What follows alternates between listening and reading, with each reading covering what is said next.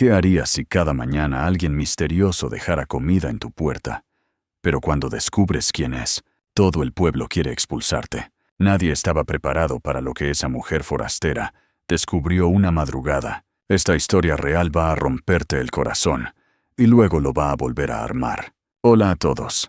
Bienvenidos al canal Relatos del Alma Apache. Hoy les contaré una historia sobre una niña que era despreciada por ser una extraña, pero cada amanecer había una persona que le traía comida para ayudarla. Nadie esperaba que se tratara de un guerrero que era temido y odiado por todo el pueblo. Así que antes de ponerte cómodo, tómate un momento para darle me gusta a los videos y suscribirte. Pero solo si realmente te gusta lo que hago aquí.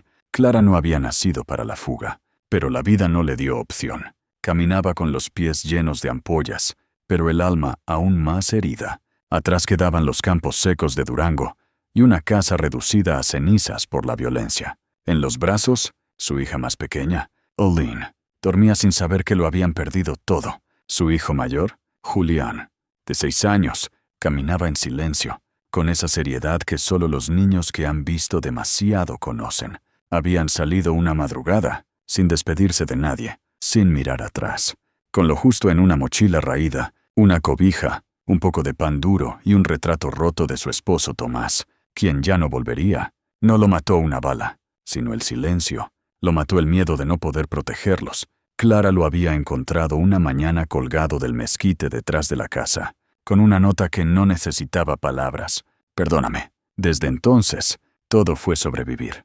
Llevaban 5 días viajando por caminos secundarios, evitando los retenes, las preguntas. La gente, Clara confiaba en llegar a Santa Rosa, un pueblo que su abuela mencionaba en los cuentos de infancia. Decía que allá la gente era trabajadora, pero buena, que las tierras eran fértiles, y los cielos, más grandes que las penas. Ahora que estaba allí, los cielos sí parecían enormes, pero el recibimiento, ese fue más frío que la sierra en diciembre. Al llegar, nadie preguntó su nombre. Nadie le ofreció un vaso de agua. Al contrario, las miradas de los hombres eran pesadas, como si calcularan cuánto podía valer cada parte de su cuerpo. Y las mujeres la veían con una mezcla de lástima y asco, como si fuera un animal herido que llegó a molestar. Clara sabía que no era bienvenida. Lo sintió desde la primera pisada en la plaza principal. Su vestido de manta ya no era azul, sino una mezcla de tierra, sudor y polvo. El cabello se le pegaba a la cara, y sus manos callosas de tanto cargar a sus hijos temblaban al tocar la reja de la escuela cerrada. Se acercó a una mujer mayor, de rostro firme y labios apretados. ¿Hay algún lugar donde podamos pasar la noche?, preguntó con voz apenas audible. La mujer la midió de arriba a abajo.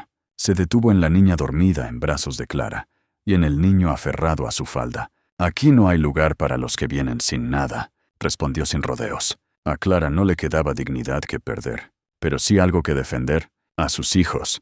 Así que bajó la cabeza, apretó los dientes y siguió caminando hasta las afueras del pueblo, donde las casas de adobe se volvían establos y los caminos, lodo. Encontró una cabaña desvencijada, de madera podrida y techo a medias. Tenía un solo cuarto y un olor agrio a abandono. Pero para Clara, eso era mejor que dormir a la intemperie con 2 niños y el recuerdo constante de todo lo perdido. Dentro, intentó encender una pequeña fogata con ramas secas y encendió la única vela que le quedaba. Julián se quedó dormido abrazando sus rodillas y Aline no se despertó ni para pedir leche. Clara se sentó en el suelo, con la espalda contra la pared, y por primera vez desde que comenzó ese viaje, dejó que las lágrimas cayeran sin resistencia. Miró por la ventana rota. El cielo sonorense tenía estrellas suficientes para hacer promesas, pero ninguna para cumplirlas. «¿Y ahora qué?», murmuró. Se abrazó a sus hijos, rogando que el amanecer le trajera algo más que cansancio, aunque fuera un milagro chiquito, aunque fuera un poco de pan.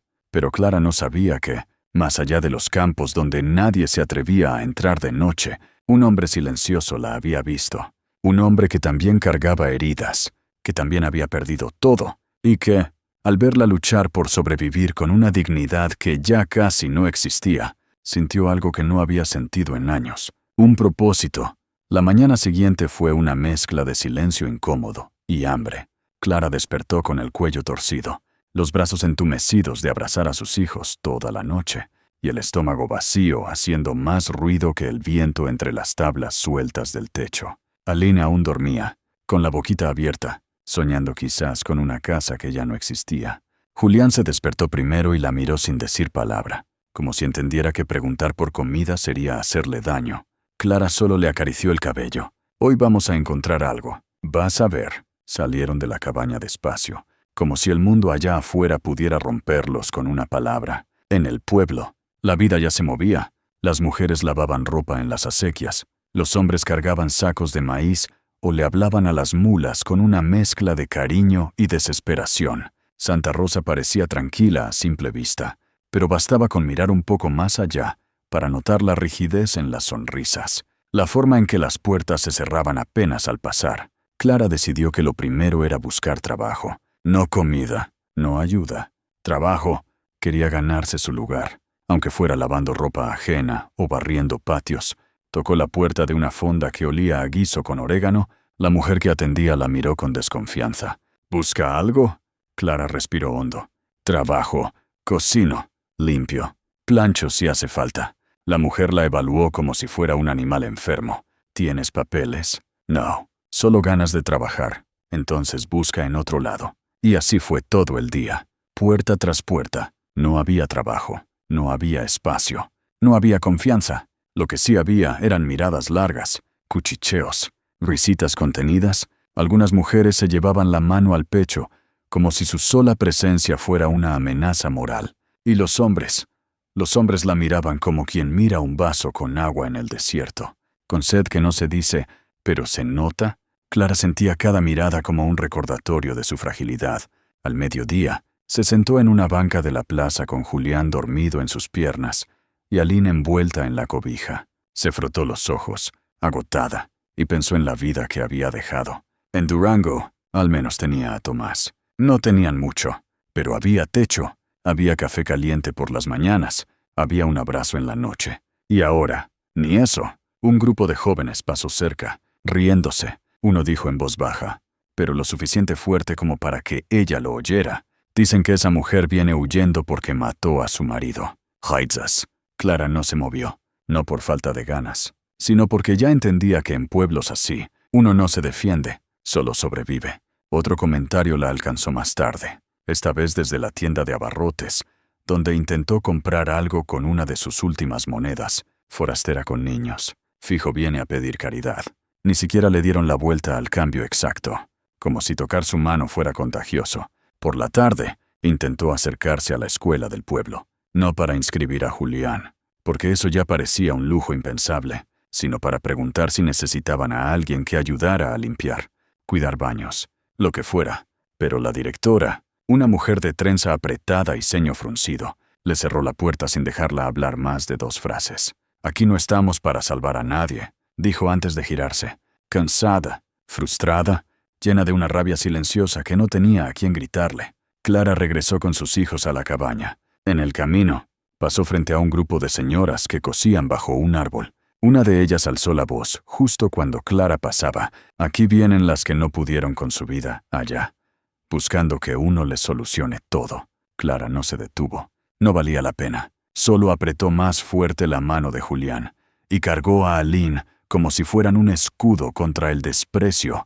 Esa noche, el viento soplaba más fuerte que de costumbre, y el frío se colaba por las rendijas de la cabaña como una serpiente silenciosa. Clara arropó a los niños con su propio rebozo y se sentó junto a la ventana rota. En sus manos tenía la última moneda que le quedaba. La miró un rato largo, como si pudiera adivinar el futuro en su superficie gastada. «No me rendí cuando murió Tomás.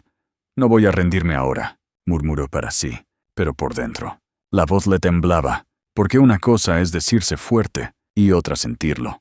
Y Clara se sentía como una casa a punto de caerse. De pie, sí, pero con las vigas podridas por dentro. Lo que no sabía era que, esa misma noche, en un rincón de la milpa, donde nadie más se atrevía a pisar, un hombre observaba las luces apagarse en la choza donde dormía ella con sus hijos. Un hombre con cicatrices tan viejas como el odio que el pueblo sentía por su sangre, y por primera vez en mucho tiempo, no vio enemigos en esa familia, sino algo más cercano a lo que una vez tuvo, y perdió, un motivo para volver a sentir. Esa madrugada, el frío era más cruel que de costumbre. Clara había conseguido mantener encendido un pequeño fuego con ramas que recolectó detrás de la cabaña, pero no duró mucho. Aline lloraba entre sueños, envuelta en el rebozo que ya tenía olor a tierra y humo.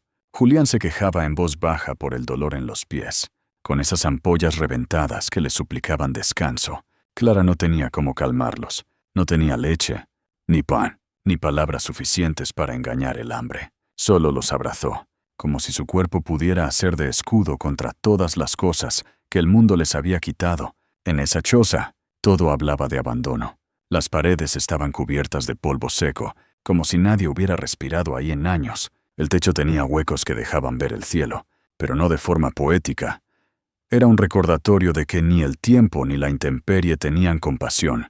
Un par de clavos oxidados servían de colgadores improvisados, y un costal viejo hacía de tapete donde dormían los niños. Pero para Clara, esa cabaña era lo único que no le podían arrebatar. Un espacio donde, al menos por unas horas, no había miradas hostiles, ni palabras como cuchillos. Amaneció con lentitud, como si el sol también dudara en salir en Santa Rosa. Clara despertó antes que sus hijos. Se levantó con movimientos lentos, cada músculo pidiendo clemencia, y fue a abrir la puerta. No esperaba nada distinto, tal vez una ráfaga de aire helado, o el chillido de algún animal entre los matorrales. Lo que encontró fue otra cosa. Allí, justo frente a la entrada, sobre una piedra plana, había una canasta pequeña, tejida con palma seca. Dentro, una hogaza de pan aún tibia, una botella de vidrio con leche y un puñado de quelites frescos, envueltos en un trapo limpio. Clara se quedó inmóvil. El corazón le palpitaba tan fuerte que no podía pensar con claridad. ¿Quién? ¿Cómo? ¿Por qué? Miró a su alrededor, pero no vio a nadie. Solo el campo abierto, el viento moviendo el pasto reseco y el murmullo distante de los árboles. Agarró la canasta con manos temblorosas y entró de nuevo a la cabaña. Despertó a Julián con un beso en la frente. «Mira lo que apareció», susurró. El niño abrió los ojos, y por primera vez en días, sonrió. Aline empezó a balbucear con hambre, apenas olió el pan. Clara rompió un pedazo y se lo dio con las manos. No había mantequilla, no había sal. Pero a ellos les supo a gloria. Mientras los niños comían, Clara intentaba entender. ¿Un vecino? Alguien del pueblo que sintió lástima, pero era imposible. ¿Por qué ayudarla en secreto? Y como sabían que estaban allí, el pueblo no tenía esa clase de bondad silenciosa. Allí, la ayuda venía con condiciones o con humillación pública. Esto era distinto.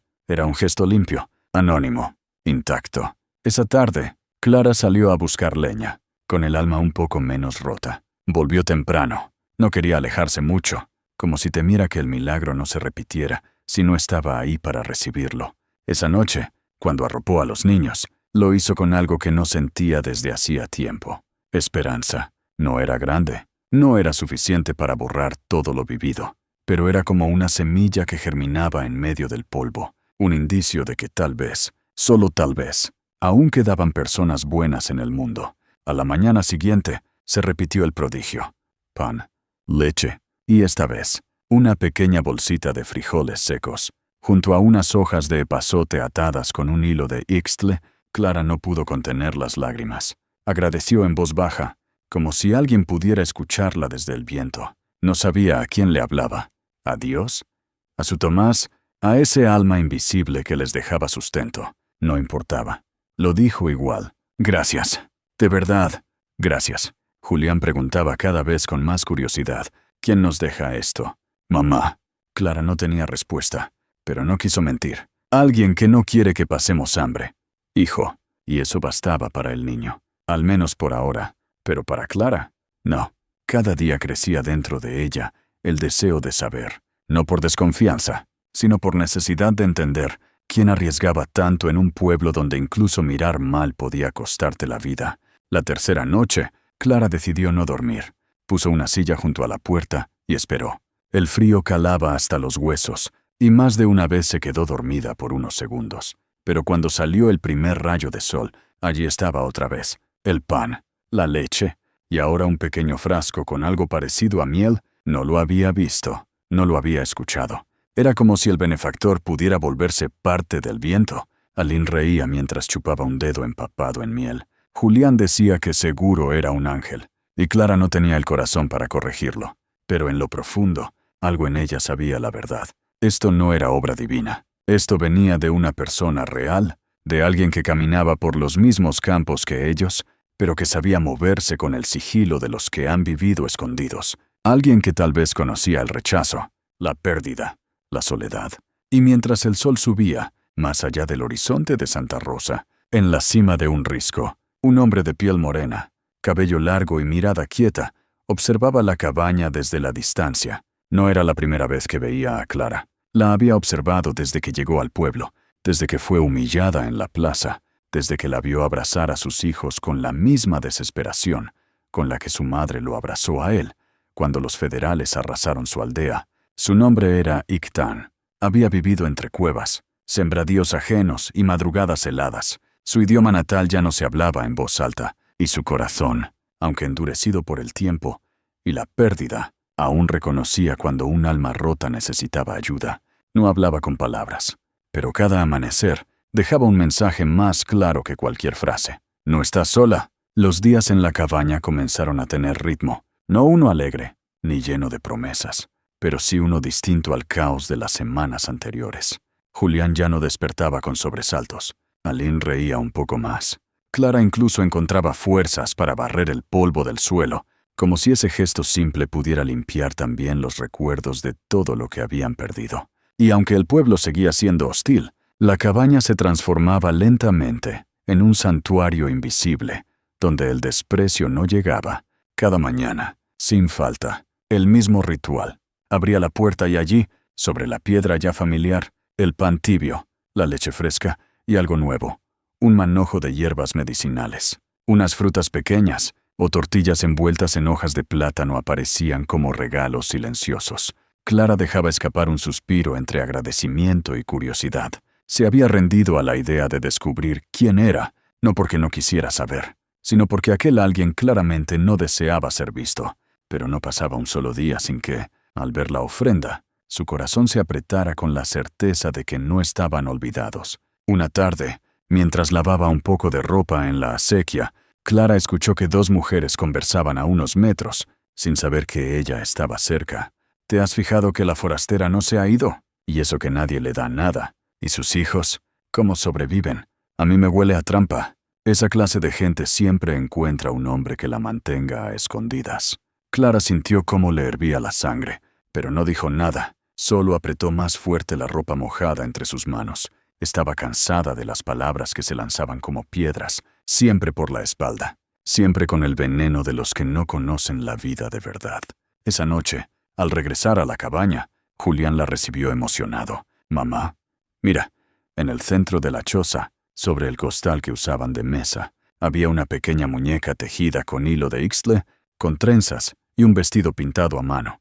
Aline no la soltaba, como si la hubiera estado esperando desde siempre. Clara se acercó lentamente y miró un papel doblado que estaba junto a la muñeca.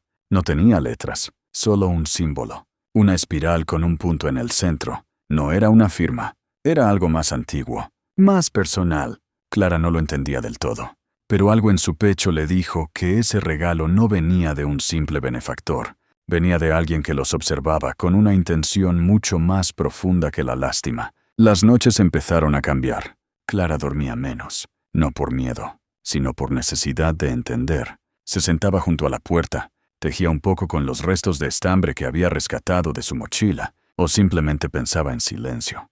Comenzó a notar pequeños detalles, un olor a tabaco que a veces quedaba en el aire sin explicación, ramas rotas en un patrón extraño, huellas semienterradas que desaparecían al poco rato. Era claro que no estaban solos, pero lo más extraño era que no sentía miedo.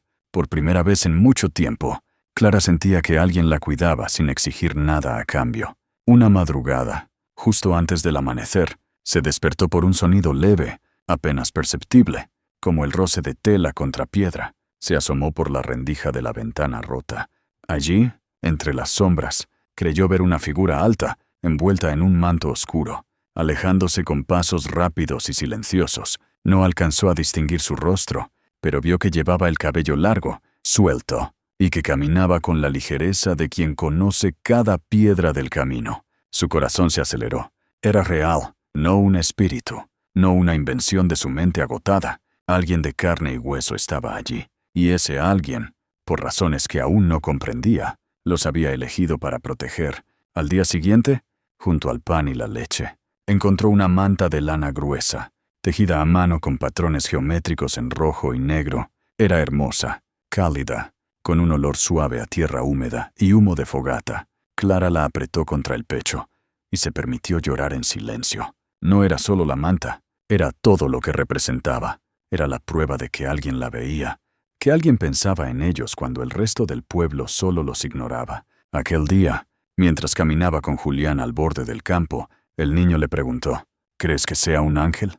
Mamá, Clara se agachó para mirarlo a los ojos. No lo sé, hijo, pero creo que es alguien que también ha sufrido, y por eso sabe cómo ayudarnos. Julián asintió, como si esa explicación le bastara, y quizás, pensó Clara, a veces no hacía falta saber el nombre del milagro para agradecerlo. Mientras tanto, en lo alto del cerro, Ictán observaba desde la distancia. No se movía, no hablaba, pero en su pecho algo viejo comenzaba a reanimarse. La primera vez que vio a Clara, supo que no era como los demás. No porque fuera especial, sino porque no había bajado la cabeza cuando todos la miraban con desprecio. Su espalda recta, su forma de abrazar a sus hijos, la manera en que no pedía, aunque claramente lo necesitaba. Todo eso le recordó a las mujeres de su pueblo, mujeres fuertes, hechas de barro y fuego, que no se rompían aunque el mundo las empujara al abismo. Ictán había perdido a su esposa y a su hija 5 años atrás, durante una redada militar que pretendía limpiar la zona de yaquis rebeldes. Desde entonces, vivía entre sombras. Se alimentaba de lo que cazaba, evitaba las rutas conocidas y confiaba solo en el silencio.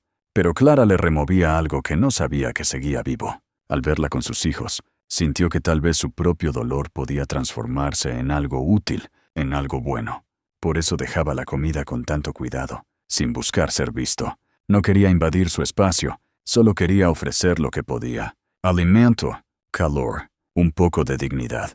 No esperaba gratitud, solo quería verlos resistir, verla resistir, porque en ella había algo más que necesidad. Había una fuerza que lo atraía, que lo retaba, que lo hacía recordar quién había sido antes del dolor. Aquella noche, Clara salió una vez más a dejar un cuenco con frijoles cocidos y tortillas al borde de la cabaña. No era mucho, pero era lo mejor que tenía. Lo colocó sobre la misma piedra donde siempre aparecían los regalos. Se quedó un rato ahí, sin decir nada, solo mirando el horizonte, como si supiera que, aunque no podía verlo, alguien la estaba mirando desde muy lejos. Y que ese alguien, tal vez, ya no era solo un desconocido, sino parte de algo más grande que ambos estaban apenas empezando a entender. La rutina de los amaneceres se había convertido en un ritual silencioso de gratitud y esperanza. Clara ya no abría la puerta con miedo o desconfianza, sino con un pequeño cosquilleo en el pecho, una mezcla de curiosidad y ternura. Cada nuevo gesto, la comida, las hierbas, las mantas era una conversación sin palabras, un diálogo entre dos mundos que aún no se conocían, pero ya se reconocían. No se hablaban, pero se entendían, no se veían, pero se cuidaban. Esa mañana el aire olía distinto, más húmedo, como si algo se estuviera gestando en el corazón de la tierra. Clara abrió la puerta con la misma calma de siempre, pero lo que encontró la detuvo por completo. No había pan ni leche, no había alimentos ni mantas. En su lugar, había una piedra lisa con una inscripción tallada a mano, una flor con espinas rodeada por un círculo roto. Clara se agachó, la tocó con cuidado, y sintió algo en su interior vibrar. No entendía el símbolo, pero comprendía su carga. Era un mensaje, una advertencia, quizás, o una revelación. Lo que sí sabía era que, por primera vez desde su llegada, algo había cambiado. Julián la observaba desde dentro con la frente fruncida. ¿Qué significa, mamá?, preguntó. Clara no supo qué responder. Le mostró la piedra. Creo que es una señal de que nuestro amigo está pasando por algo. El niño guardó silencio. Aline balbuceaba sin entender, feliz de que su madre estuviera con ellos. Aunque el desayuno no llegara, esa tarde, Clara salió a recolectar leña más lejos de lo habitual. No por necesidad, sino por instinto. Algo dentro de ella quería alejarse del pueblo, acercarse al campo abierto, a las colinas que bordeaban Santa Rosa. Caminó sin rumbo claro, con Aline en brazos y Julián siguiéndola como siempre. El silencio del campo era distinto al del pueblo.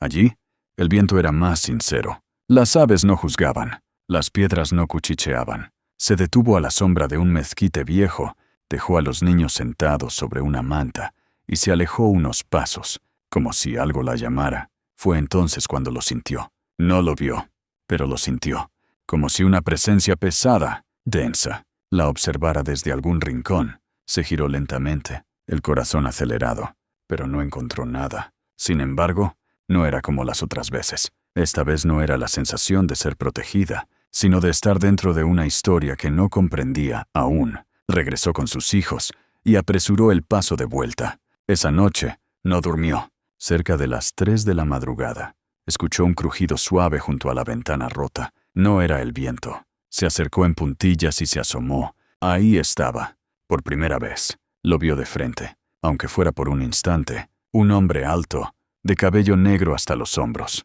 con una camisa de manta oscura, pantalones raídos y un rebozo de lana que cubría gran parte de su rostro. En su brazo izquierdo colgaba una canasta. Caminaba con seguridad, pero sin arrogancia, como quien conoce cada rincón del terreno. Clara contuvo el aliento. No quiso moverse, no quiso espantarlo. Solo observó, y el hombre, como si hubiera sentido su mirada, se detuvo. No la miró directamente. Solo dejó la canasta sobre la piedra, con la misma delicadeza de siempre. Luego, sin voltear, se perdió entre la maleza con una rapidez imposible. Clara salió de inmediato, descalza, temblando. Rebuscó entre la canasta pan, leche y un cuaderno de tapas de cuero, envuelto en un trapo con un nudo firme. Lo desató y al abrirlo encontró las primeras páginas llenas de símbolos, dibujos antiguos, palabras en un idioma que no reconocía, y luego, en español, una frase escrita con letra temblorosa pero firme. No es caridad, es deuda con el mundo. Clara se sentó en la piedra, con el cuaderno en el regazo, y miró hacia donde había desaparecido. «¿Quién eres?», murmuró. El cuaderno, como todo lo demás, no ofrecía respuestas fáciles. Al día siguiente, mientras los niños dormían, Clara comenzó a leer con más detenimiento. Las páginas estaban llenas de frases breves, como pensamientos sueltos escritos en medio de la noche. Cuando se llevaron a mi hija, el cielo no lloró. Solo yo. Nadie me enseñó a vivir después del fuego. Un hombre no hace a un hombre. Su silencio sí. Había tristeza, pero también sabiduría y un dolor que no pedía lástima, sino comprensión. Clara entendió que ese hombre no era solo su salvador. Era un sobreviviente como ella. Esa tarde, decidió escribir una respuesta. Usó una hoja de maíz seco, la humedeció y le escribió con carbón molido. Aquí también hay silencio, pero cada día pesa menos gracias a ti. La dobló con cuidado, la colocó en una canasta vacía y la dejó sobre la piedra antes de dormir. No sabía si la leería, no sabía si volvería, pero tenía que intentarlo. Y volvió.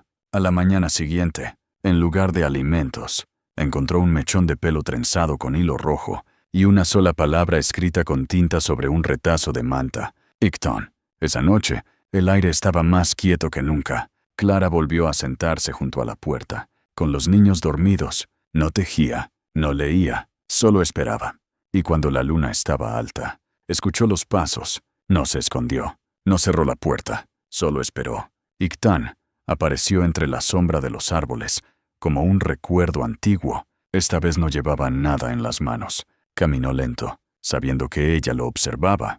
Se detuvo a pocos metros. Clara se levantó despacio, dio 2 pasos y se detuvo. No dijo gracias, no dijo ¿quién eres? Solo lo miró con los ojos de alguien que ha perdido mucho y aún así elige seguir viendo lo bueno. Ictán bajó la mirada por un segundo. Luego alzó la vista. No vengo a hacerte daño. Su voz era ronca, pero no áspera. Clara asintió. Lo sé, muchos me creen muerto. Otros, peor que eso. Aquí no. Se quedaron en silencio. El tipo de silencio que no incomoda, sino que une. Esa noche no hubo palabras largas. No hubo explicaciones. Solo 2 personas, marcadas por el dolor, reconociendo en el otro algo que el mundo les había negado. Presencia sin juicio. Ictán no entró a la cabaña. Se fue como había llegado. despacio, con el paso firme de quien no tiene nada que ocultar, pero sí mucho que guardar. Clara volvió a entrar. Se sentó junto al fuego apagado y abrazó a sus hijos.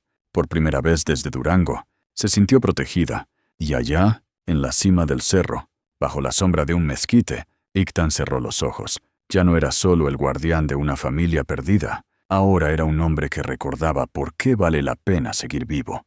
La rutina que antes era alivio, empezó a parecer sospechosa para los ojos de Santa Rosa, aquel pueblo, donde todo se sabe aunque nadie lo diga. No tardó en murmurar lo que no comprendía.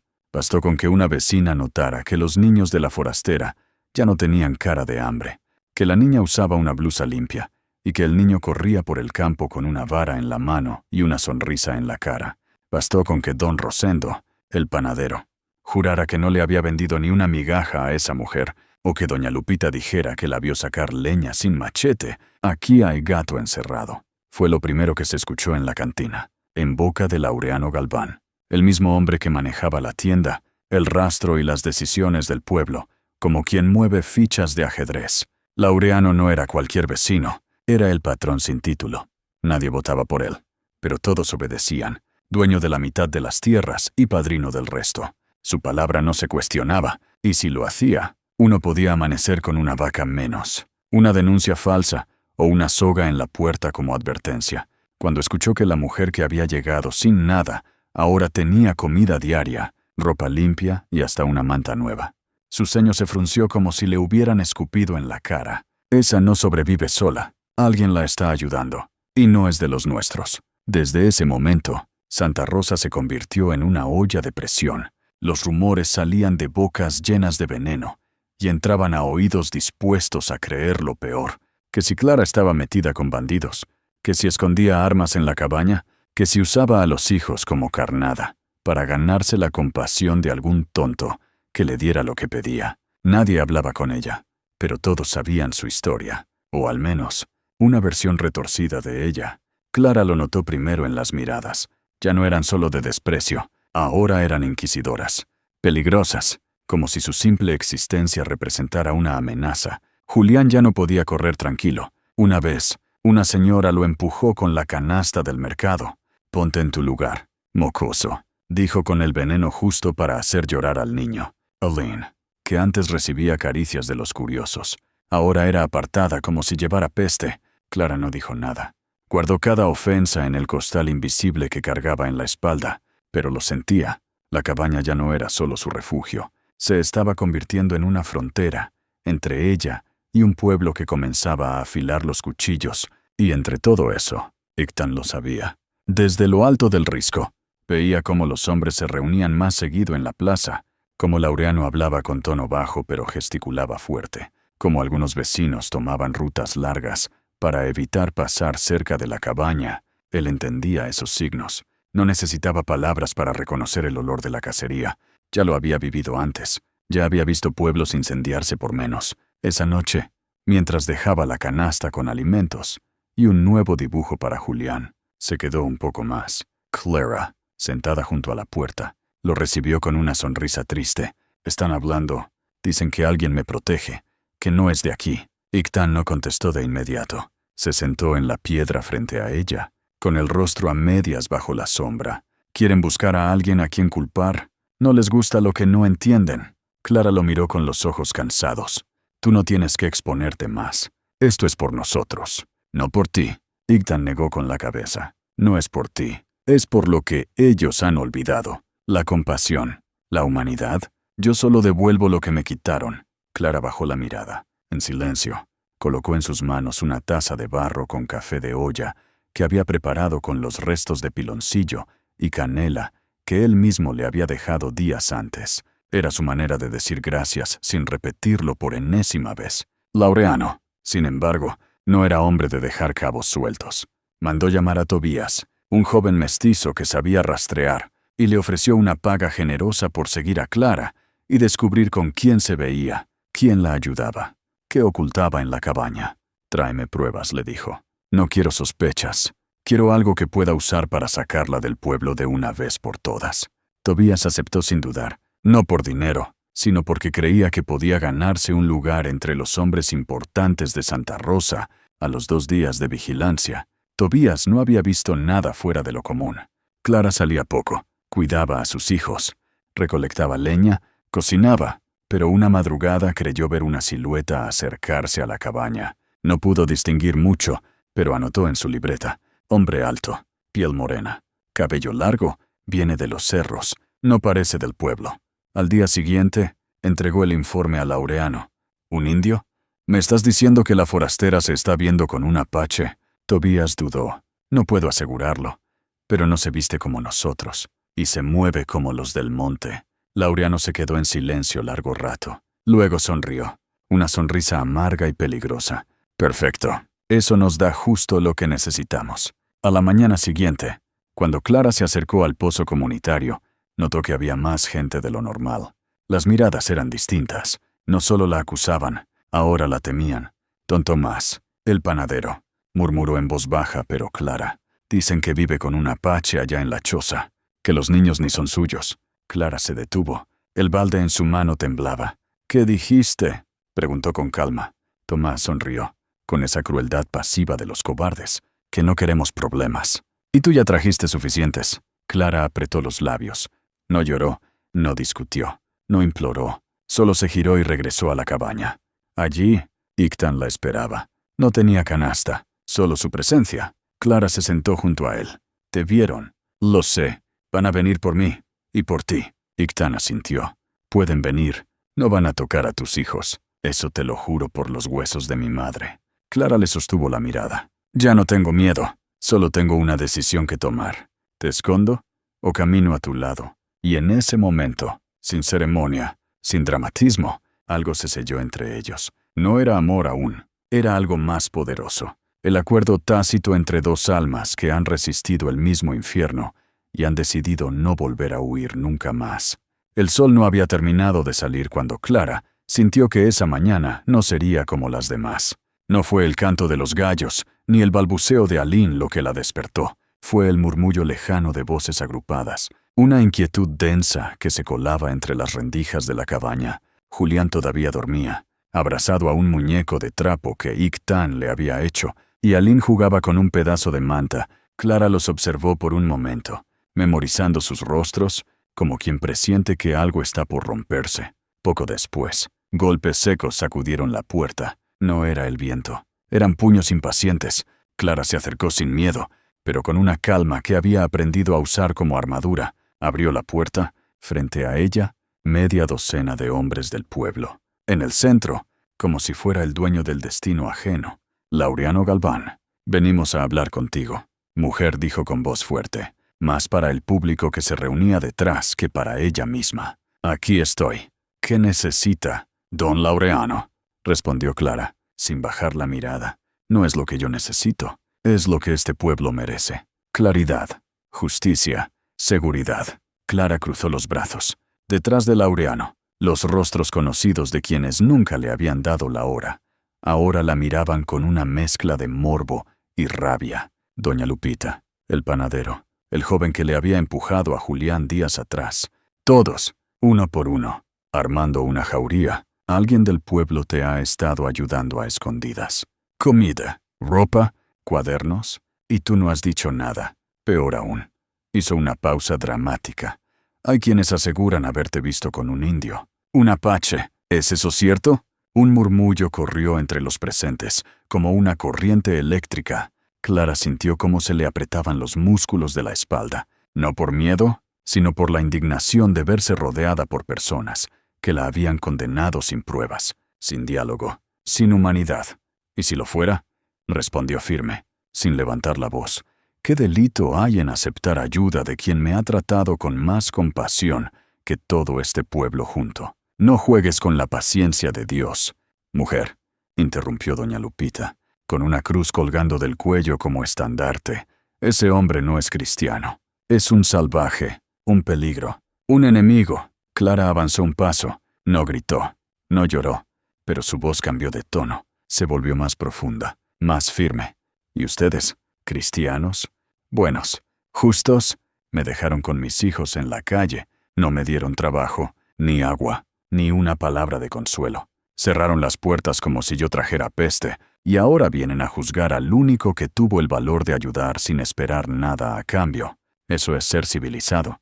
El murmullo volvió, ahora más agitado. Julián, que se había despertado, apareció detrás de su madre, tomado de Aline de la mano. Sus ojos grandes miraban sin entender del todo, pero sabían que algo importante estaba pasando. Clara les hizo un gesto para que se quedaran detrás. Laureano levantó un brazo, tratando de recuperar control. No estamos aquí para discutir tu pasado. Estamos aquí para proteger al pueblo. Ese hombre no pertenece aquí. Tú tampoco. Si no dices dónde se esconde, nos veremos obligados a registrar tu cabaña. No como castigo. ¿Como precaución? Pues búsquenlo, dijo Clara, abriendo completamente la puerta de la cabaña.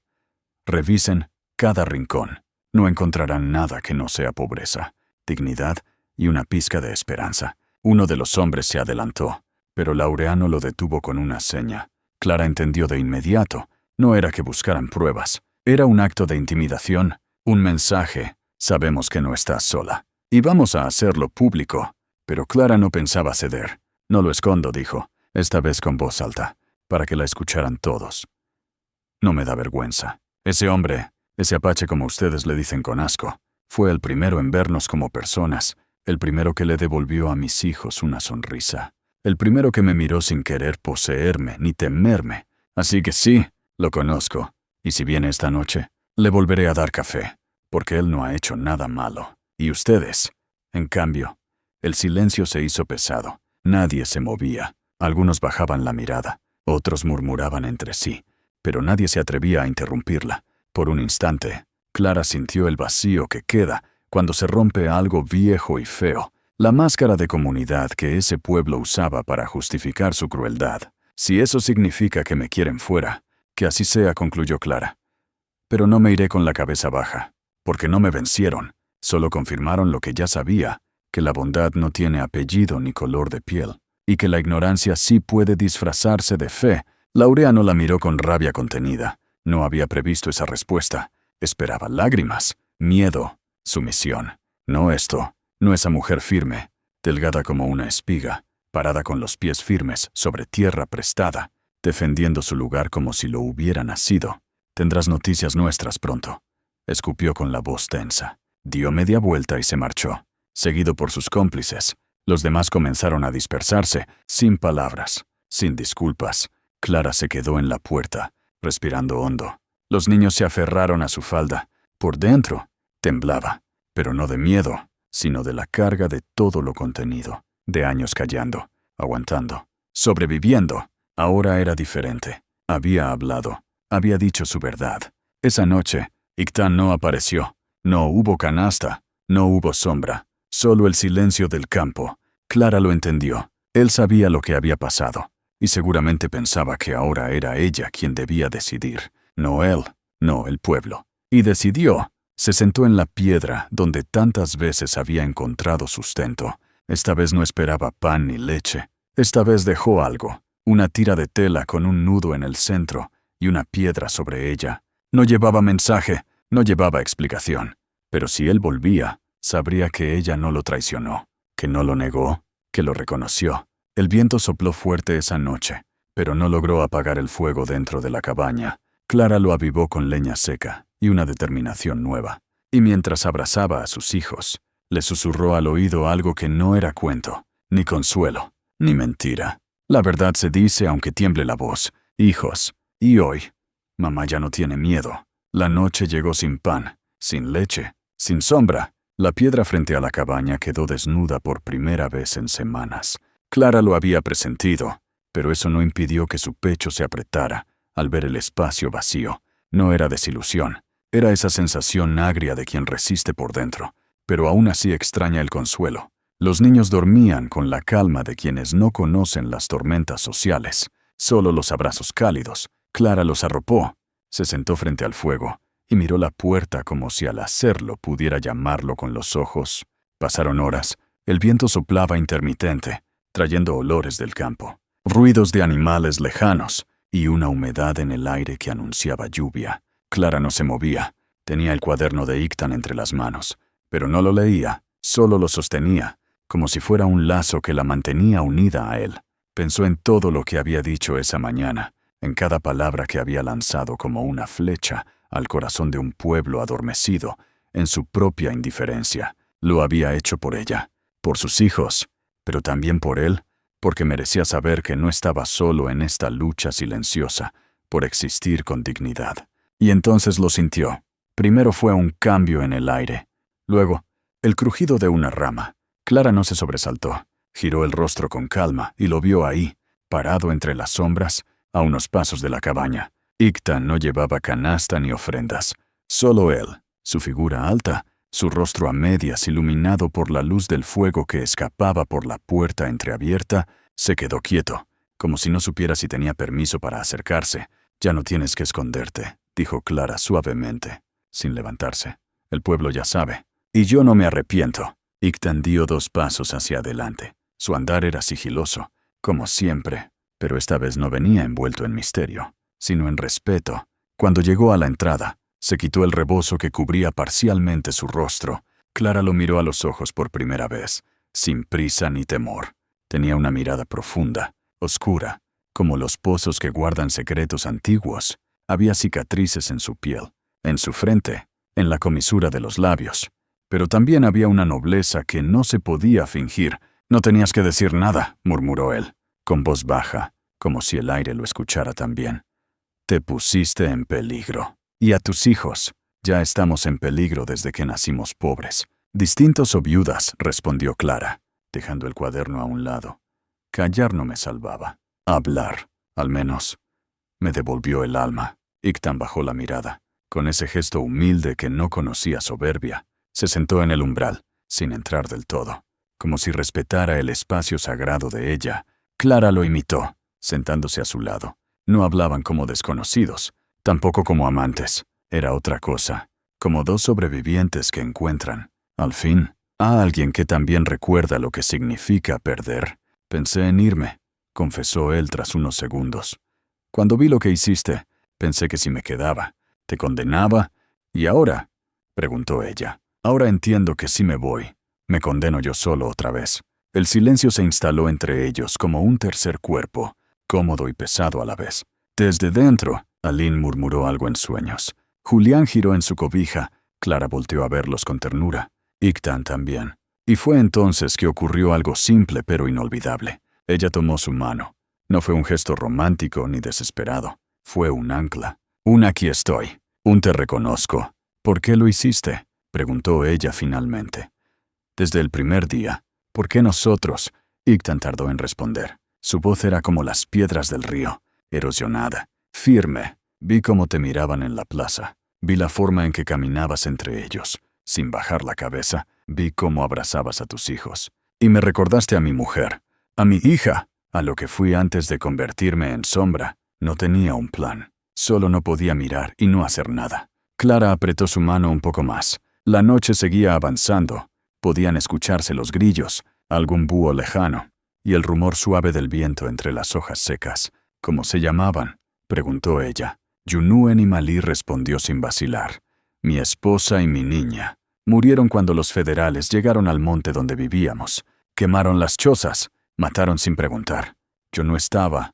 Volvía de cazar. Cuando regresé, no quedaba nada». Clara cerró los ojos un segundo. Respiró hondo. «Yo también perdí al mío. Tomás. No lo mataron, pero murió de miedo, de impotencia. Se colgó de un mezquite cuando sintió que ya no podía protegernos.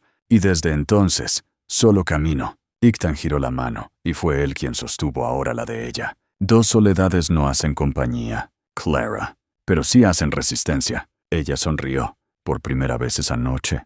Una sonrisa que no borraba el dolor, pero lo hacía menos insoportable.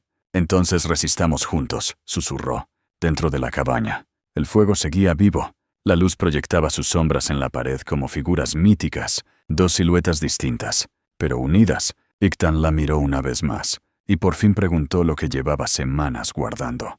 «¿Puedo entrar?». Clara no respondió con palabras, solo se levantó. Entró primero y dejó la puerta abierta. Ictan cruzó el umbral despacio, con el respeto de quien pisa tierra sagrada. Julián abrió los ojos medio dormido y, al ver al hombre alto junto a su madre, solo murmuró: ¿Eres tú el que nos trae pan? Ictán asintió con una sonrisa mínima, pero sincera. Gracias, dijo Julián, y se volvió a dormir como si acabara de resolver un misterio universal. Clara le preparó una taza con lo último del café. Ictán la recibió con manos firmes. Se sentó junto al fuego, donde Aline dormía sobre un rebozo, y Julián soñaba entre suspiros. Clara lo acompañó, sin decir nada. Era su primera noche juntos, no como protectores, no como deudores, sino como iguales. Y mientras el fuego bailaba y la lluvia empezaba a golpear el techo de lámina con cadencia serena, Ictán supo que por fin, después de tanto dolor y tanto silencio, ya no era solo un fantasma en los cerros, era un hombre, con hogar, con alguien que lo veía, con una razón para quedarse. Los días que siguieron a aquella primera noche compartida en la cabaña no trajeron grandes cambios afuera, pero por dentro todo parecía distinto. La rutina seguía. Clara recogía leña, cocinaba con lo poco que tenían, remendaba ropa, cuidaba a los niños. Pero ahora había otra presencia, una sombra amable que no se limitaba a dejar pan y leche, sino que escuchaba, ayudaba y sonreía de cuando en cuando, con esos ojos oscuros que parecían comprender todo sin necesidad de palabras. Ictán no vivía con ellos, pero llegaba antes del amanecer y se iba cuando el sol ya comenzaba a calentar el valle. Su presencia era como el rocío, callada, natural, indispensable. Los niños lo aceptaron como si siempre hubiera estado. Aline lo seguía con sus ojitos curiosos, y Julián se aferraba a su figura, como quien encuentra al padre que ya no recordaba del todo.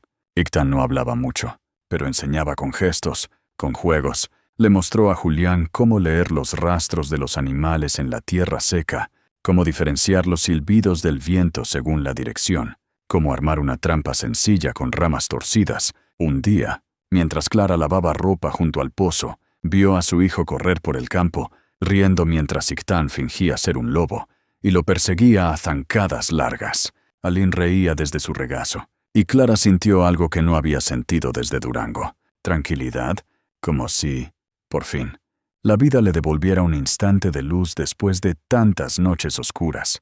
Por las tardes, cuando el calor bajaba, Ictán le ayudaba a Clara a preparar la cena. Le enseñaba palabras en su idioma mientras cortaban nopales o desgranaban elotes. Ella repetía cada sílaba con respeto, sabiendo que aquellas palabras eran huellas de un pueblo que había sido casi borrado. «Shema», le dijo una tarde, señalando el pecho de Clara, mientras Aline se dormía en sus brazos. «¿Significa madre?» Luego, con una mirada suave que no necesitaba adornos, añadió, «Tu fuerza es más grande que estas montañas». Clara no respondió con palabras. Le bastó una sonrisa y un suspiro que le brotó del alma. En las noches, cuando los niños ya dormían, se sentaban frente al fuego y compartían historias. Ictán contaba leyendas de su tribu, del coyote que robó el fuego para dárselo a los humanos, del jaguar que enseñó a los niños a respetar la noche, de las estrellas que eran espíritus antiguos, que vigilaban desde el cielo. Clara compartía los cuentos de su madre, relatos de mujeres que curaban con hierbas, y que sabían cuándo llovería con solo mirar las nubes. A veces leía en voz alta el cuaderno de Ictán, y él le explicaba lo que significaban los símbolos, los dibujos, los silencios. Hubo una noche especial, la luna estaba llena, y la cabaña iluminada por su luz blanca. Ictán trajo una pequeña flauta tallada en madera, y tocó una melodía antigua, suave, que parecía imitar el canto de los árboles. Aline se quedó dormida escuchando. Julián, con la cabeza recostada en el regazo de su madre, dijo en voz baja, «Este es el mejor lugar del mundo». «Mamá». Clara no dijo nada, pero sus ojos brillaron con lágrimas contenidas, porque, por un momento, también lo creyó. Los días pasaban con esa calma inesperada, que aparece justo antes de una tormenta. Clara lo sentía en el cuerpo. El pueblo no se había olvidado, solo se había silenciado, no porque aceptaran, sino porque planeaban. Los rumores seguían creciendo como hiedra venenosa. En los rincones de Santa Rosa, don Laureano no había perdonado la humillación, y sus hombres seguían vigilando. A veces Clara los veía a lo lejos, fingiendo cortar leña, caminando con mulas sin carga, sentados en las bancas, como quien mata el tiempo. Pero ella sabía que observaban, sabía que esperaban un descuido. Y sin embargo, no dejó que ese miedo le robara la paz ganada. porque lo que había dentro de la cabaña no era solo refugio, era amor, uno discreto, uno que no necesitaba juramentos ni promesas, estaba en los gestos, en los silencios compartidos, en la forma en que Ictán le alcanzaba el cuenco sin que ella lo pidiera, o como Clara le arreglaba los pliegues de la camisa cuando salía al amanecer. Era un amor nacido del respeto mutuo, de la gratitud y la memoria, un amor que no pedía ser visto, pero que, aún así, iluminaba todo. Una tarde, mientras los niños dormían, Clara sacó una Biblia vieja y empezó a enseñarle a Ictán a leer. Él conocía algunas letras, pero no sabía unirlas. Se sentaron uno junto al otro, y Clara le señaló una palabra: esperanza. Eso significa creer que mañana puede ser mejor que hoy. Ictán repitió la palabra, lento, casi con reverencia: esperanza. Luego la miró y añadió: eso es lo que trajiste tú aquí. Clara le tocó la mejilla, donde una pequeña cicatriz cruzaba la piel como un hilo de fuego antiguo. Y tú trajiste verdad. No hablaron de lo que sentían. No hacía falta. Cada noche que él regresaba, cada mañana que ella lo esperaba, cada palabra enseñada y cada pan compartido, eran confesiones que no necesitaban voz. Era un romance tejido con el hilo fino de la confianza, algo más firme que el deseo, más resistente que el miedo, pero esa calma, tan extraña como hermosa, no era eterna. Una tarde, Julián regresó corriendo desde el campo con la cara pálida y los ojos desorbitados. «Mamá, hay hombres». En el cerro, vi uno con binoculares. Otro tenía una escopeta. Clara sintió como el corazón se la encogía. Salió corriendo hasta el borde del campo, pero ya no vio nada. Solo el viento entre los árboles, como si hubiera barrido las huellas. Esa noche, Ictán no llegó. La canasta no apareció. Clara se quedó despierta, con Aline dormida sobre el pecho y Julián pegado a su costado. El fuego chisporroteaba y su corazón palpitaba en la garganta. Afuera, la luna estaba oculta, el cielo oscuro, como una señal. Los días robados a la paz habían sido un regalo, uno que ahora parecía estar en peligro, y aunque el miedo volvía a rozarle la espalda, Clara se repitió en silencio una palabra como mantra, como escudo, como arma: esperanza, porque aun si regresaban los días de silencio, aun si el pueblo volvía a empujar con más fuerza, ya no era la misma mujer que llegó con los pies rotos y la mirada apagada. Ahora tenía a alguien que también resistía, y resistir, cuando se hace en compañía, siempre es más fuerte que el odio. Joaquín no era un hombre de muchos principios, pero tenía memoria, y eso, en Santa Rosa, era casi lo mismo que tener una maldición. Recordaba a su abuela Nayeli, una mujer yaqui que hablaba con las plantas y curaba con silencio. Recordaba cómo los niños se burlaban de él por su piel morena, por su nombre raro, por su forma de ver el mundo sin necesidad de misa ni patrón. Creció entre dos mundos, el de los hombres que lo toleraban, porque era útil, y el de los fantasmas de su sangre, que lo llamaban desde los sueños, desde la tierra, desde la mirada de los que, como Ictán, aún caminaban con dignidad a pesar de las cicatrices. Por eso, cuando don Laureano lo buscó para un encargo especial, Joaquín aceptó con el rostro serio, pero el alma en conflicto. No podía decir que no, no sin levantar sospechas, y en Santa Rosa, las sospechas eran peligrosas. Laureano no pedía favores, daba órdenes disfrazadas de tratos, y esta vez, su encargo era claro: seguir a la forastera, encontrar al apache y llevar pruebas. Quiero su rostro, quiero saber de dónde viene, qué hace, a quién le habla. Si ese salvaje se mueve, yo quiero saberlo antes que su sombra. Así que Joaquín esperó, se instaló en una de las cuevas cercanas al cerro, donde sabía que Ictán pasaba las noches cuando no dormía en la cabaña. Usó su experiencia de rastreador para seguir huellas, para leer los signos que los demás ignoraban. Y lo encontró, una madrugada. Vio la silueta de Ictán caminar por los bordes del maizal, con la canasta en la mano y la mirada baja. Lo siguió hasta la piedra, lo vio dejar el pan, la leche y una flor seca junto a un cuaderno. No dijo nada, no hizo ruido, solo observó. Pero lo que pasó después no lo esperaba. Clara salió de la cabaña, no con miedo, no con sorpresa, sino con familiaridad, con ternura. Se acercó al hombre sin titubeos, le ofreció café, hablaron. Luego se sentaron uno al lado del otro, como dos que ya no necesitan explicar nada. Joaquín sintió algo apretarse en su pecho. No era envidia, Era reconocimiento. Allí no había una forastera y un apache. Había una mujer y un hombre que habían elegido acompañarse sin pedir permiso. Esa imagen lo persiguió todo el día. ¿Podía ir con Laureano? Decirle que sí, que todo era cierto, que el apache era real, que vivía cerca de la cabaña, que Clara lo encubría. Podía entregar los datos, ganarse unas monedas, volver al pueblo como el hombre que desenmascaró al enemigo. Pero al mismo tiempo, algo más profundo lo detenía. Recordaba cuando su abuela le decía: «No traiciones la sangre. Hijo, no te dejes convertir en el perro del amo». Y él, tan joven, no entendía. Ahora sí, ahora sabía que del otro lado de ese encargo no había justicia, solo violencia. Que revelar lo que sabía no salvaría al pueblo, solo alimentaría el odio de un hombre que nunca quiso entender nada más que su propio poder. Joaquín decidió esperar. Se quedó 2 noches más en la cueva. Observó sin intervenir. Vio a Ictán enseñar a Julián cómo identificar una trampa para conejos. Lo vio tallar una figura de madera para Aline. Lo escuchó contar historias junto al fuego. Y también lo vio llorar en silencio, cuando creyó que nadie lo miraba, con la cabeza inclinada y la flor seca en la mano, como si recordara a alguien que ya no estaba. Eso fue lo que quebró la última barrera. No la ternura, no la fuerza, el dolor, ese dolor compartido que Joaquín conocía tan bien, esa soledad que se esconde bajo los sombreros y los machetes, pero que brota cuando uno cree estar solo. Así que bajó del cerro y fue directo a casa de Laureano.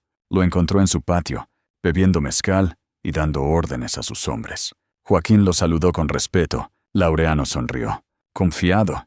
¿Y bien? ¿Lo encontraste?» «No vi nada sospechoso. Solo una mujer cuidando a sus hijos. Trabaja, se mueve poco, no tiene contacto con nadie». Laureano entrecerró los ojos. No era tonto. «¿Estás seguro?» «Se dice que ha estado recibiendo visitas». «No lo vi, patrón». Tal vez fueron rumores. El silencio se estiró como un alambre. Laureano lo miró un rato largo, como si intentara leerle el alma. Luego bebió un trago y se encogió de hombros. «Está bien, pero sigue vigilando. Quiero certezas, no cuentos». Joaquín asintió. Se despidió con la cortesía de siempre, pero al alejarse sintió que algo había cambiado dentro de él.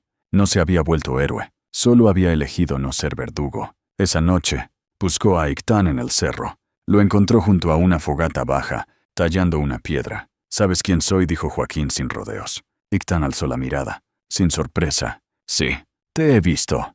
Don Laureano me mandó a seguirte, a encontrarte, a traicionarte». El silencio fue largo. El fuego chisporroteó entre ellos. Finalmente, Ictán habló. «¿Y lo hiciste?» «No, porque vi lo que haces, porque sé lo que eres, y porque no quiero ser otro que olvida de dónde viene». Ictán asintió. No dijo gracias. No dijo hermano. Solo colocó un pedazo de pan sobre una hoja grande y lo empujó hacia él. Joaquín lo aceptó. Esa noche no hubo necesidad de más palabras. 2 hombres, divididos por la historia, unidos por la memoria, y al fondo del valle, la cabaña seguía iluminada por el fuego. Y Clara, sin saberlo aún, tenía un nuevo aliado. El amanecer se filtraba por entre los mezquites, con una luz indecisa, como si el sol también supiera que ese día no sería como los demás. Clara se despertó antes que los niños, antes incluso que Ictán, que había pasado la noche cerca del maizal, vigilando sin ser visto. Llevaba días dándole vueltas a la misma idea, sintiendo cómo crecía como una espina en la garganta. Ya no quería esconderse, no quería seguir viviendo como una sombra, ya no por ella, sino por sus hijos, por ese hombre que había salvado sus días, y por la verdad que, a esas alturas, se volvía más pesada que el miedo. Cuando Ictán regresó al amanecer, con los ojos marcados por la noche y el rostro tranquilo como siempre, Clara lo esperaba sentada en la entrada de la cabaña. Lo miró directo, sin temblor. «Hoy iremos al pueblo». Ictán la observó con el ceño fruncido. No era una pregunta, no era una propuesta, era una decisión. Bajó la mirada hacia los niños, que aún dormían en su rincón improvisado, y luego volvió a encontrar los ojos de Clara. «¿Estás segura?» Más que nunca, no hubo más discusión. Ictán sabía que lo que Clara proponía no era un paseo ni un acto simbólico. Era una declaración de guerra contra un pueblo que jamás les daría la bienvenida si no se la arrebataban. Era poner su amor sobre una mesa llena de cuchillos. Clara se puso su vestido más limpio, aunque ya estaba gastado. Peinó a Julián con paciencia, le limpió los mocos a Aline con una toalla húmeda y les explicó con palabras simples lo que pasaría, que ese día caminarían hasta el centro del pueblo, que no habría juegos, ni miedo, que caminarían juntos, como familia, y así lo hicieron. La escena fue lenta y poderosa, como los sueños que se recuerdan para siempre. Clara salió de la cabaña con Aline en brazos, envuelta en la manta tejida que Iktan le había regalado semanas atrás. A su lado, Julián caminaba derecho, sosteniéndola de la falda, y junto a ella, Iktan, con la mirada alta, el rostro descubierto, la ropa sencilla pero digna, el andar de quien ya no se esconde. Los vieron desde la tienda de don Fidencio, luego desde el molino, luego desde la iglesia. La noticia se esparció como pólvora encendida. La forastera y el apache estaban cruzando la plaza, juntos, mano a mano, con los niños. Para cuando llegaron al centro, ya media Santa Rosa los rodeaba, mujeres con brazos cruzados, hombres con las cejas fruncidas, algunos niños se escondían detrás de las faldas, y don Laureano, por supuesto, estaba allí, con su sombrero de ala ancha y su bastón de mando, esperando como un gallo herido a punto de lanzar el primer picotazo. Sabía que tenías un cómplice. Gritó apenas los vio detenerse en el kiosco. Su voz retumbó en la piedra de la plaza como una pedrada. Clara no retrocedió, no apartó la mirada. Dejó a Julián sosteniendo la manta de su hermana. Dio un paso al frente y habló.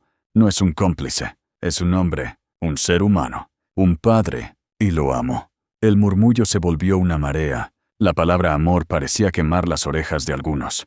Don Laureano se puso rojo como un chile maduro. ¿Lo amas? ¿A un salvaje? ¿A un enemigo? No es enemigo de nadie, continuó Clara. Ustedes sí lo fueron. Lo fueron cuando me cerraron las puertas, cuando mis hijos dormían con hambre y frío, y nadie me dio la mano. Mientras ustedes me escupían en el alma, él me dio comida, medicina, dignidad. Una mujer soltó una carcajada seca, otra gritó que todo era un truco. Pero entonces, alguien más habló. ¿Y qué ha hecho él que merezca nuestro odio?, preguntó una voz grave desde el costado. Todos voltearon. Era don Matías, el más viejo del pueblo, excombatiente del conflicto del norte, uno que ya no hablaba mucho desde que le temblaban las manos. Se acercó despacio, con su bastón de madera, y se paró frente a Iktan. ¿Fuiste tú quien la ayudó? Sí, respondió Iktan con voz firme. Porque vi en ella la dignidad que yo perdí cuando asesinaron a mi esposa, porque sus hijos tenían hambre, como los míos antes de morir, porque su silencio me devolvió la paz, y porque nunca más quise que un niño llorara por culpa de los hombres, que creen tener la verdad, solo por gritar más fuerte. Don Matías lo miró largo rato, luego se volvió a los demás. Yo peleé contra apaches, vi a muchos morir, y también vi a hombres de nuestro bando hacer cosas que ni el demonio. Este no es un enemigo, este es uno de los pocos hombres con honor que quedan. Un nuevo silencio cayó, distinto, no de miedo, de duda, de conciencia. Don Laureano apretó los dientes. Se notaba que quería dar la orden de expulsarlos, de levantar al pueblo como un enjambre, pero ya no tenía el control. Se le escurría entre los dedos como agua de pozo. Entonces, Joaquín habló, salió de entre la gente, y caminó hasta quedar junto a Clara. Yo fui enviado a vigilarla, a descubrir al apache, y lo encontré. Lo vi con mis propios ojos, y lo que vi no fue un espía ni un ladrón. Vi a un hombre alimentar a una familia, enseñar a un niño, curar a una mujer, y decidí que no iba a entregarlo, porque no traiciono a los que aún saben amar sin pedir permiso. Las miradas se cruzaron. Alguien murmuró una oración. Una mujer soltó el aire como si llevara semanas sin respirar. Entonces Clara, con los ojos llenos de lágrimas, tomó la mano de Iktan frente a todos y la levantó en alto.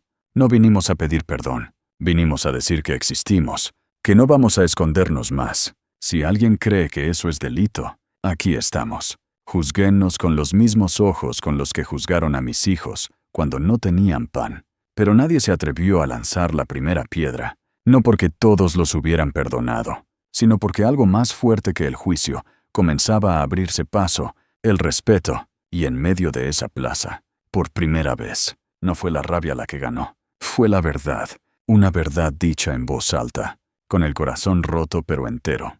Con amor, ese día no terminó con aplausos, ni con abrazos, terminó con silencio, pero un silencio distinto, un silencio que anunciaba que algo aunque fuera pequeño, ya no sería igual. Y eso, para Clara y Icta, era más que suficiente. La tarde llegó gris y pesada, como si el cielo supiera que algo importante estaba por suceder. La plaza central de Santa Rosa se llenó sin prisa, con el murmullo apagado de quien espera un castigo o una revelación. Las bancas se ocuparon con rostros desencajados. Hubo quien vino para ver la humillación de Clara, y otro tanto para presenciar el desenlace de lo que habían comenzado como rumores. Desde el kiosco, patrocinado por la ligera lluvia, don Laureano se asomaba con rabia contenida. Sus hombres rodeaban la plaza, tensos, como lobos acechando, pero esta vez no habría registro, ni amenaza oculta, porque Clara había apostado todo a una verdad dicha en voz alta. Llegaron ellos, Clara con sus hijos del brazo, Ictán al lado suyo y tras ellos, firme y en silencio Joaquín. Esa imagen rompió corazones y desafió prejuicios. Al frente, un anciano ya campesino, don Matías, había tomado el lugar de pacificador. Caminó hasta el centro y alzó la voz. Con una claridad que impuso calma, Santa Rosa comenzó. Hemos escuchado rumores, palabras que ni el aire merece arrastrar. Hoy vengo a hablar con la verdad que veo. Se encogió de hombros. Cansado de muros y de mentiras, he visto a esa mujer luchar sin favor, a ese hombre ayudar sin buscar gloria, y a ese pueblo juzgarlos sin siquiera conocerlos. Un murmullo emergió. Como una ola de conciencia, don Laureano apretó los dientes, pero algo en la voz de Matías lo obligaba a escuchar. Clara lo miró una sola vez.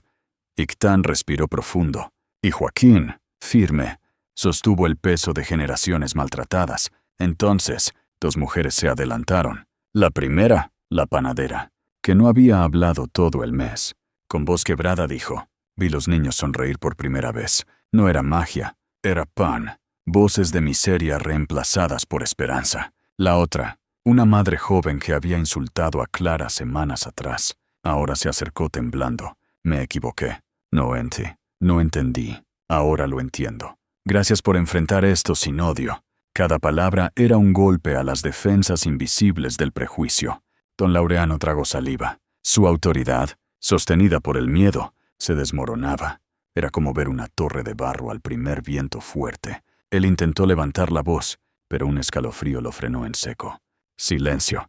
Rugió, pero ya no lo obedecían. Las miradas cambiaban. Ya no había morbo. Había humanidad reconociéndose a sí misma en otra, en esa mujer y ese hombre que se habían desafiado al odio con ternura. Entonces Joaquín habló. Soy nieto de la curandera Nayeli. Llevo esas raíces tatuadas en la sangre. Muchachos, ustedes me aceptaron por utilidad. Yo decido corresponder por justicia, y esta pasa por honrar al que protege sin juzgar. Su voz no buscaba aplausos, buscaba honestidad. La plaza contuvo el aliento. Las nubes rompieron en lluvia lenta. Clara tomó la mano de Ictán. Él la apretó. No era señal de debilidad, sino pacto. Don Laureano retrocedió un paso. Al ver el temple de esos rostros, entendió que su pueblo había cambiado sin él, que ya no mandaba en el silencio, ni en el miedo, que su poder se basaba en la ignorancia y esa se estaba desvaneciendo.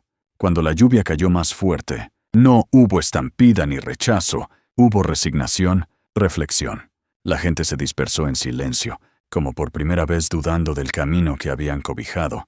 Clara se quedó en la plaza, empapada, con los niños bajo su abrigo, Ictán a su lado y Joaquín detrás.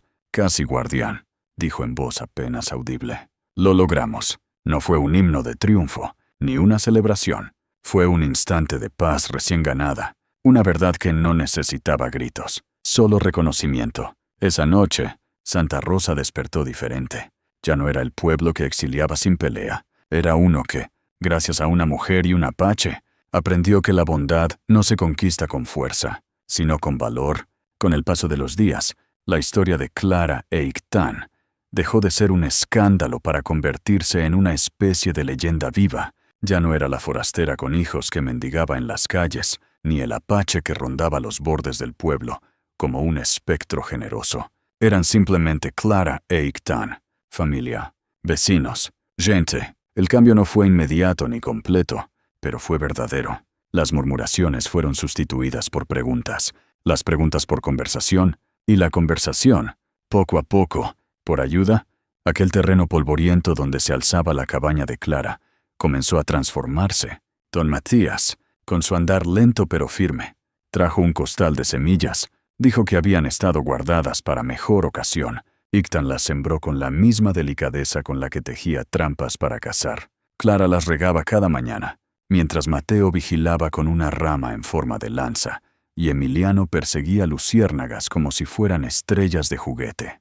Joaquín, aunque se mantenía a cierta distancia para no llamar la atención de don Laureano, aparecía algunas noches trayendo madera, herramientas o libros viejos para los niños.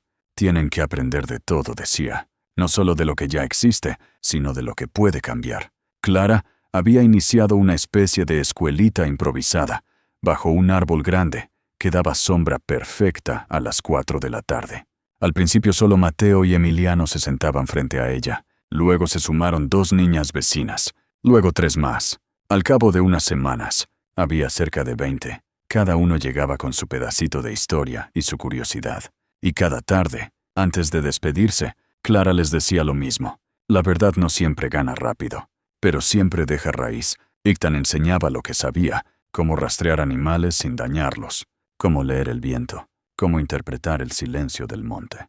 Muchos niños que nunca habían salido del camino principal del pueblo, ahora soñaban con internarse en el bosque con él, para aprender sobre las huellas invisibles que los hombres dejan al caminar. Un día, Mateo preguntó algo que hizo reír a Clara. «Papá también puede ser un título que se gana». Ictan lo miró con sorpresa. Antes de que pudiera responder, Mateo se lanzó a sus brazos. «Entonces te lo ganaste». Aquella tarde, Ictan se sentó por primera vez a escribir su nombre en una hoja con las letras torcidas que le enseñaba Clara. Lo escribió como si se lo tatuara en el pecho, no como un recuerdo, sino como un futuro, don Laureano. Por su parte, se fue replegando. Siguió en su tienda, contando monedas y planeando estrategias.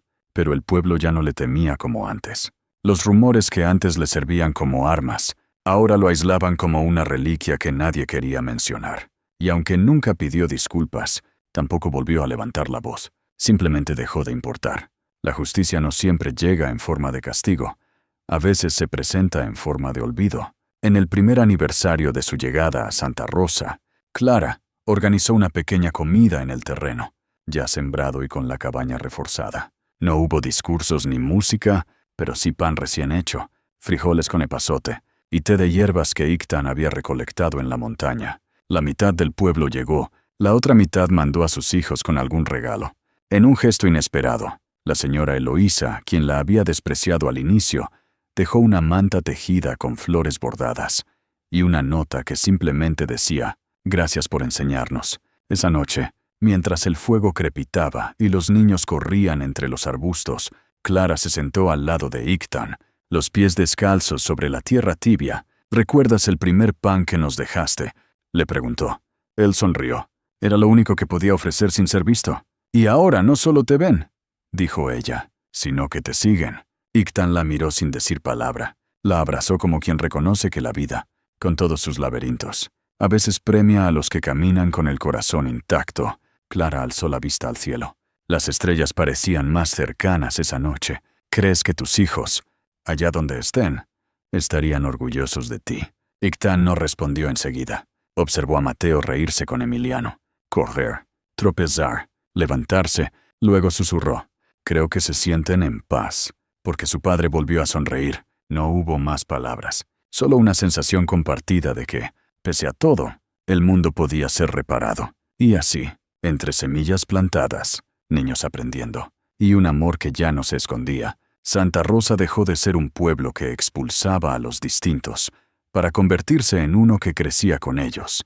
Porque a veces, lo que más se necesita no es un milagro, sino una historia distinta que se atreva a sembrar otra manera de vivir. Fin del guión. Esta historia no solo habla de amor entre 2 personas que vienen de mundos distintos, sino de algo mucho más profundo: la capacidad de sanar a través de la compasión, de reconstruirse desde el dolor y de atreverse a creer que el respeto, la dignidad y el amor merecen espacio, incluso en los lugares más hostiles.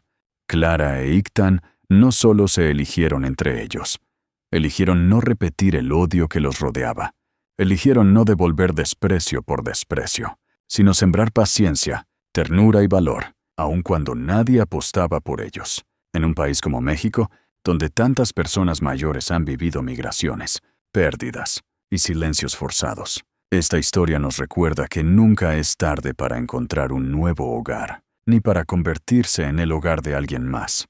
Nos recuerda que uno no necesita tener riqueza para ofrecer algo valioso.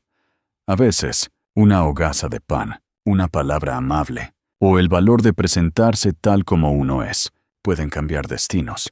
Es una lección para quienes alguna vez fueron invisibles, para quienes fueron juzgados sin ser conocidos, y también para quienes aún creen que las barreras del idioma, del origen o de la historia personal son muros insalvables. Tal vez, al final, el mayor acto de resistencia no es luchar, sino amar. Si esta historia tocó tu corazón, te invito a compartirla con alguien que aún cree en los milagros cotidianos, porque a veces solo hace falta una historia para recordar que la vida, incluso rota, aún florece. Dios te bendiga, y que nunca falte esperanza en tu mesa, ni cariño verdadero en tu camino.